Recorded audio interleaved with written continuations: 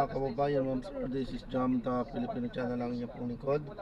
So today is September 22, 2025 at tayo ngayon napupunta dyan sa may Parkal, sa may Abueva Street, Baclaran, Paranaque, at dadalhin po natin yan sa may Central Park Condominium sa may George Street, Barangay 132, Pasay po yan. Okay, so magbabalik po tayo mamaya konti pag nakuha na po natin sila.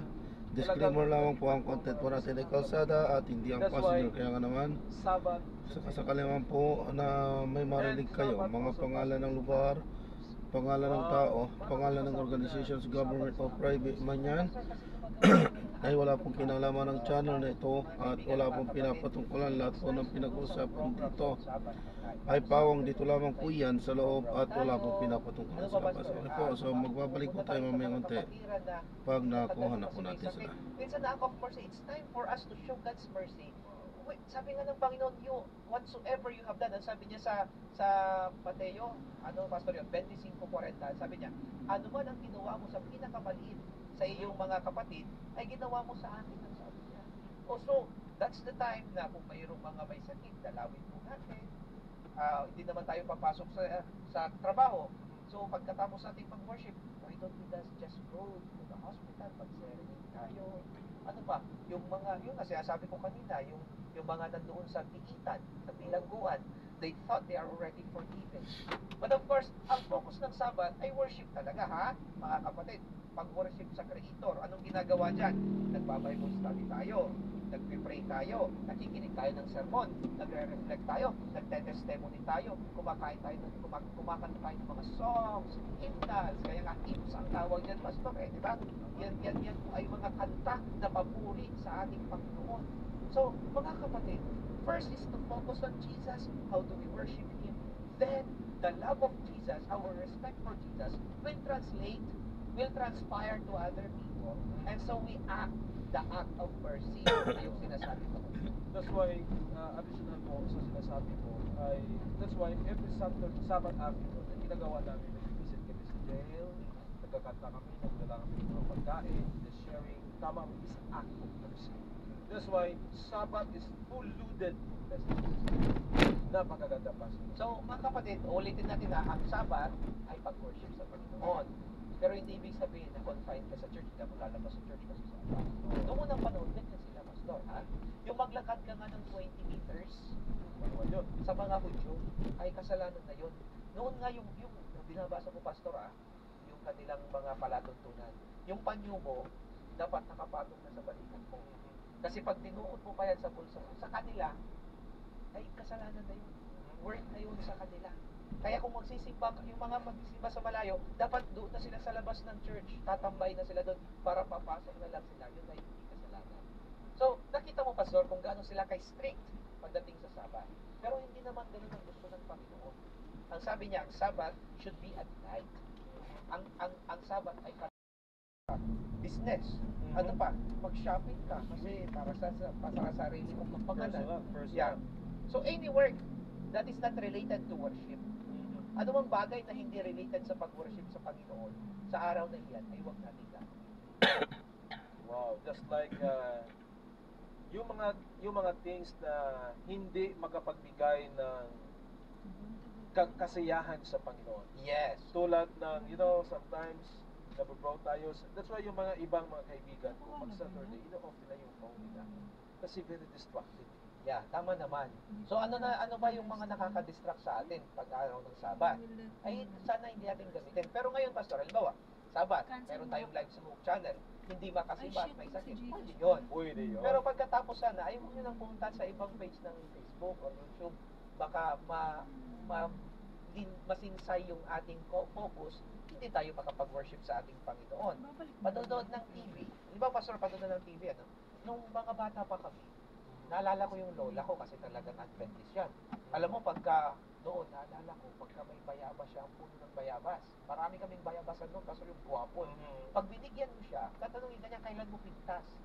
Kasi pag pintas mo sa araw ng Sabat, ayun ang kainin. Ganun ka sila ka-religyoso. Maganda, sundan natin yun . Ngayon, katulad din ng panonood ng TV noon, pag Biyernes na ng hapon, sarado na ang TV. Hindi ka na pwedeng manood kasi nga, yung TV, kung anong klaseng entertainment ang kinikintil sa isip natin. Ano po, na siyang minsan ay nakakasira pa sa atin. Ngayon, hindi na masyado ang TV eh. Wala, di ba? Pero ang social media, say cellphone mga kapatid, say Facebook mga kapatid, o nag-scroll naman ako ng mga Adventist. Okay po yun. Pinapanood niyo po yung katulad ng programa ngayon. Pero madaling masinsay, baka mapunta kayo sa drama box. Saan pa sila po mapunta, Pastor? Ay, marami pa. Mga reels na nakakatawa. Sa YouTube, yung mga dancing, in general, Pastor, ito po tinatawag na secular entertainment. Alam niyo, kung tanungin nyo kami, ano yung secular entertainment? Yung mga things na hindi sa Panginoon, secular entertainment. Yung you are watching something just to satisfy your personal happiness, is not the happiness of God. Yun po tinatawag na secular entertainment. Gusto mo magbigay ng example, Pastor Ross? Tulad ng mag-watch ka ng basketball sa araw ng Sabado. Hindi naman yan sa Panginoon. Personal entertainment mo. Watching basketball. Okay. Playing games. Diba? Yun ang mga things na ginagawa ng mga tao ngayon na hindi dapat gawin. Kasi Sabbath day is a holy day. Pastor, meron na lang tayong 10 minutong naiwan. Oo nga. Kaya may discussion lang tayo, Pastor, yung Okay. mga common questions about the Sabbath. Okay. Okay? May mga simpleng mga tanong na gusto natin tanongin. Kasi alam natin, si Jesus, basta bago natin discussion yan, sabihin natin, si Jesus ba nanilin ng Sabbath? Nanilin din po siya. Pastor, basahin ko dito sa Lucas 4, ang versikulo 16, maging si Jesus nanilin ng Sabbath, Pastor. Basahin ko dito po sa Go ahead.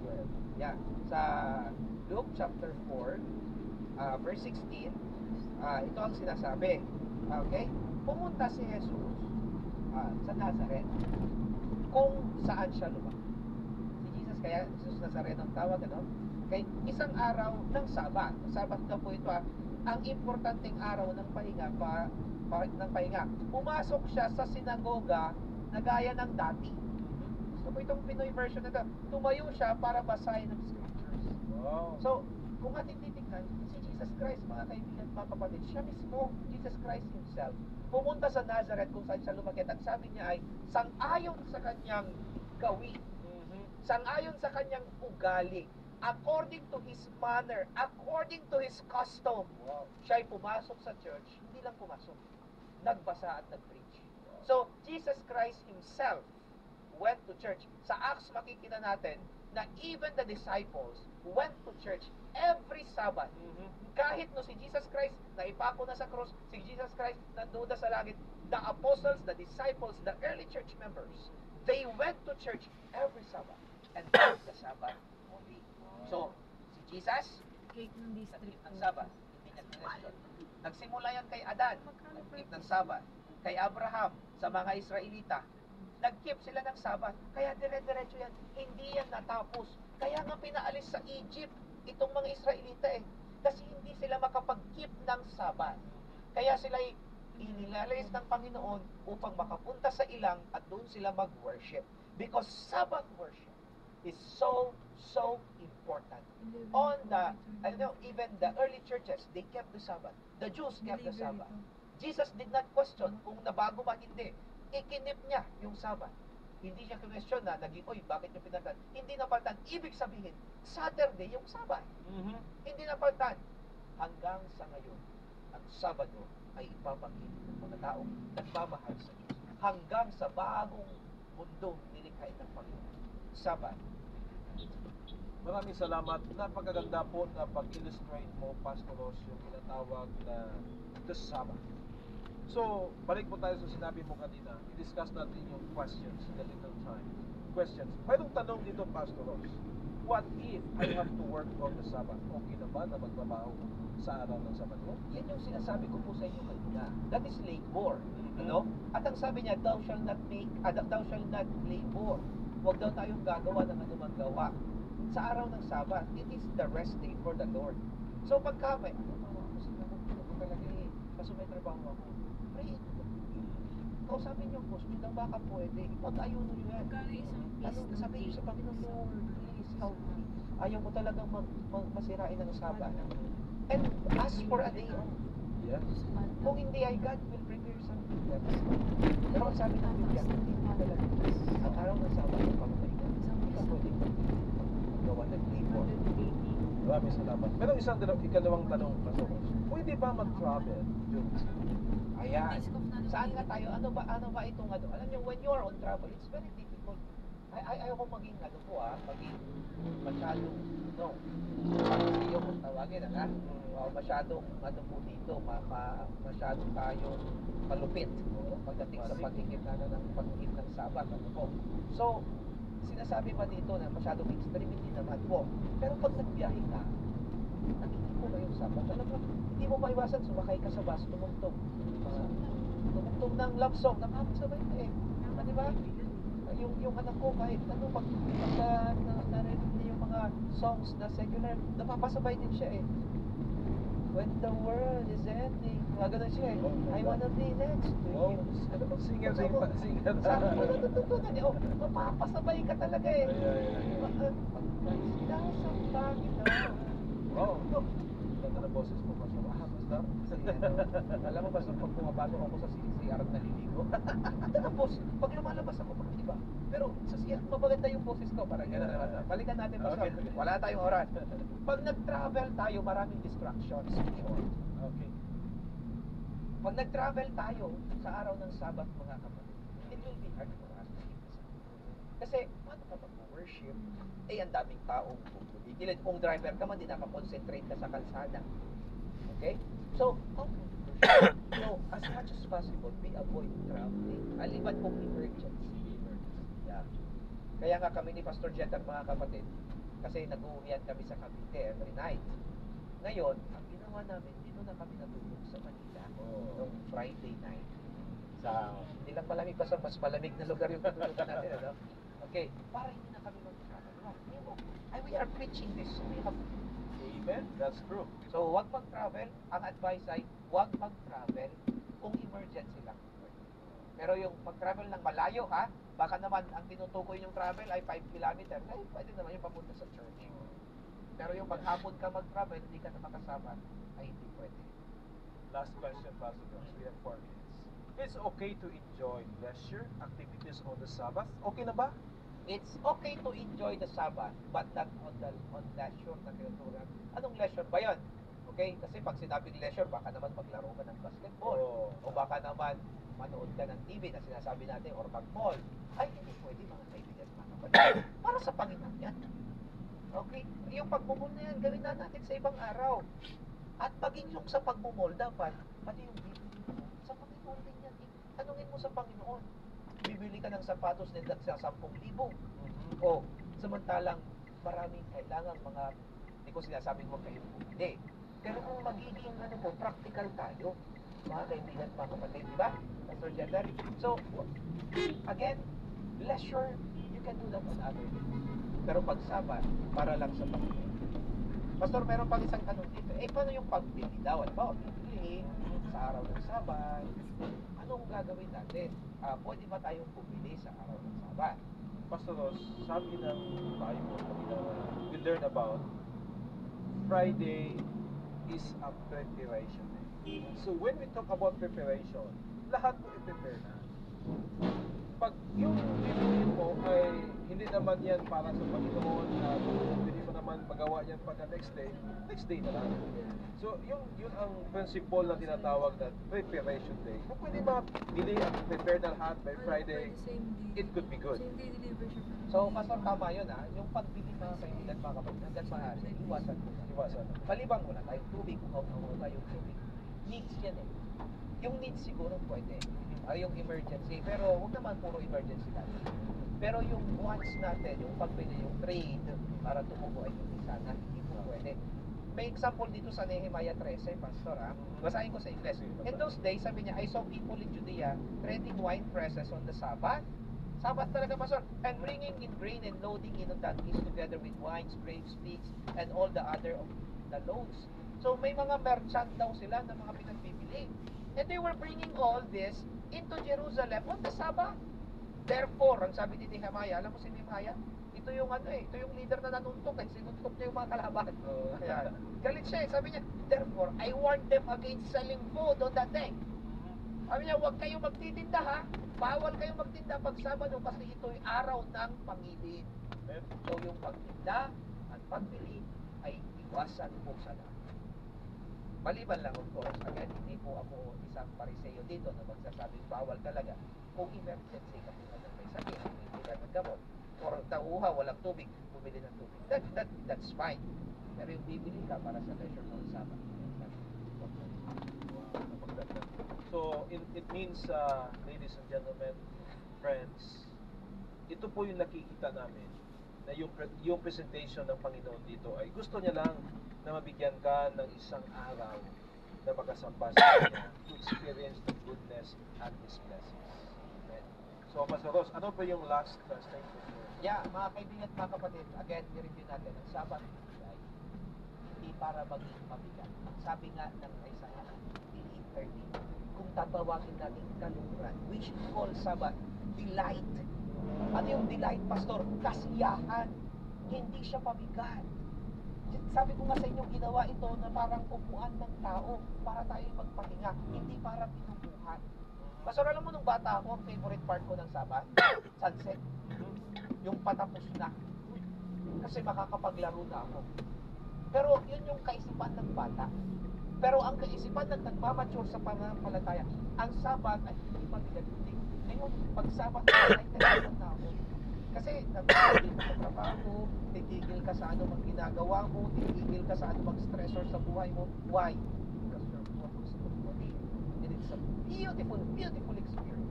That's why it's called a delight. So mga kapatid, ang Sabbath ay delight. Hindi po parusa, hindi pabigat, kundi kasiyahan. Paano ikikip ito? Pagsamba sa Panginoon. Ibuti na namang bagay na bumubulo sa isipan, mag-focus sa Panginoon. Sinisimulan ito sunset ng Friday hanggang matapos ang sunset na Saturday. Ito mga kapatid ay mga bagay na bawal magtrabaho, mag-worship tayo, gagawa tayo ng mabuti. Sabi ng Mateo 12:12, Pastor, it is lawful to do good on Sabbath. Mabuti ang gumawa ng mabuti pag Sabbath. Paano yung mga nasa ospital? They are saving life. Yung mabuti dito, Pastor, ha? Yung katagang mabuti, ang ibig sabihin ay saving life.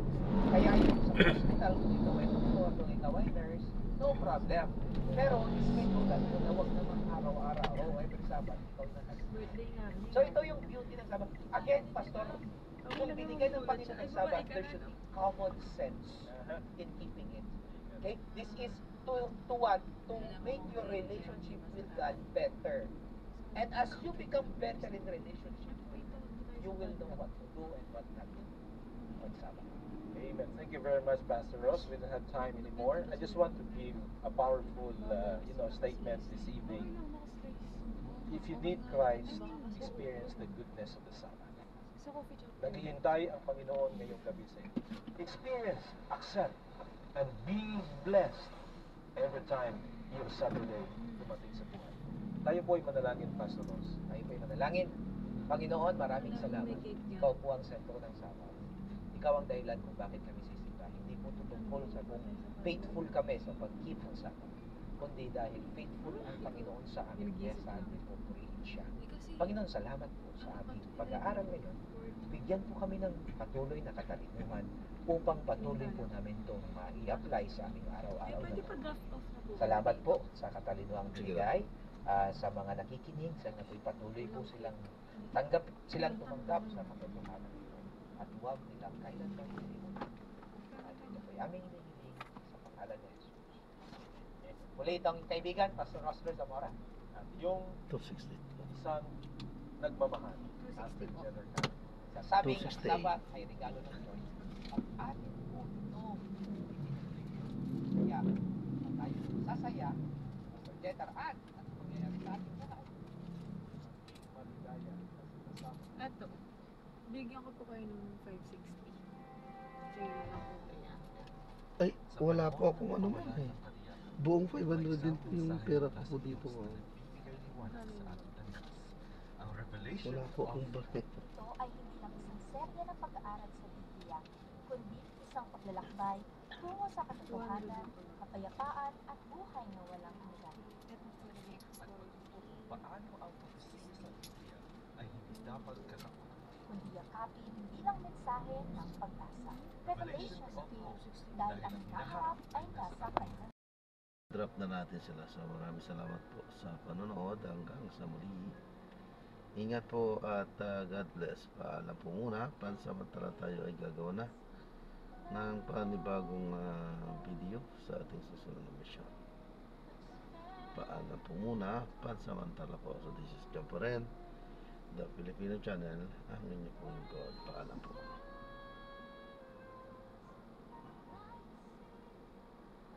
Sige na.